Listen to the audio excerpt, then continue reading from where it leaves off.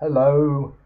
Yes, you've put on a really interesting entry today, or for yesterday. The past 2 days I haven't really done much, so I didn't really have much to say. But yesterday was a day of thinking, like thoughts. It was Wednesday, the 8th of August, 2012. The reason I cobbled together 2 days previously is basically because I did sod all. I just hung around, sat around my flat doing nothing. But yesterday I managed to get off my arse and go down to Waterlooville, our local shopping centre. And when I was down there, I didn't go into Costa Coffee, the place I normally go into. I went into another place because it was packed. Well, there was a big queue in there. Anyway, I went in the other place and I was looking at all the women wandering around, like staff. I was staring at the staff. I was thinking to myself, if I fancied a member of that staff, liked the look of them, would it be a good idea to go down there every day, have a drink? Not that I did fancy any of them, but if I did fancy one of them, and they were down there every day working, would it be a good idea to go down there, have a look at them, watch them working, and come home again and wank myself off thinking about them? Somebody I know that there's no way they would go with me, but I could watch them working. And I just thought, no, I don't think so. I think there could be some very disastrous consequences.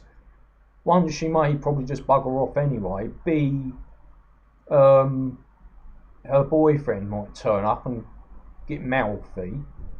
Or she might work out what's going on. You'll go in there and he'll just come out, grab her by the hand and walk off looking at you with a big grin on his face. There was a man there with a great big grin on his face anyway, because he had a woman. But I don't think that was because of me. I just think he had a big grin on his face. So she looked quite fuckable. But then again, most women do when they're wearing their tight clothes. So from there I went to Iceland and got some food and drink.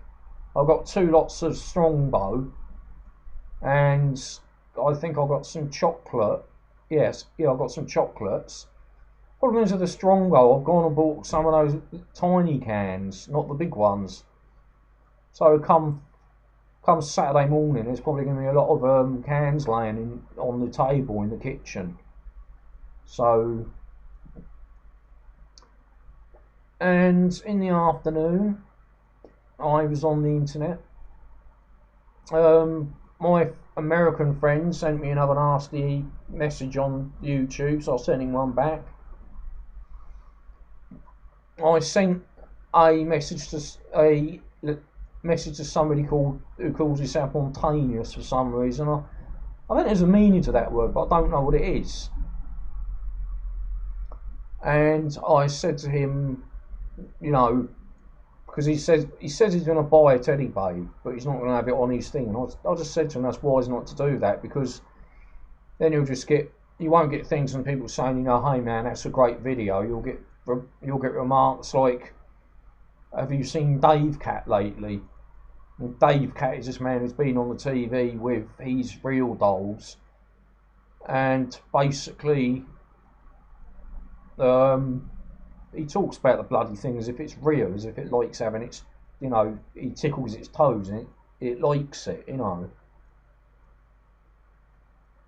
doesn't like to say I was a very lucky man, I got loads of money, but I couldn't get a woman, so I bought a real doll, because, they're not going to have sex with it in return of having sex with a real person, or anything like that.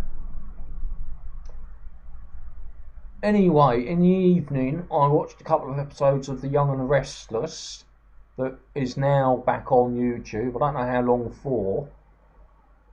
One thing I don't quite understand though is, why is it, when I was watching it last time, Phyllis was in the shit because she'd apparently run someone over years ago. Now it seems she's been cleared, but A man has a recording of her confessing to it, and he's trying to either get money out of her or sex.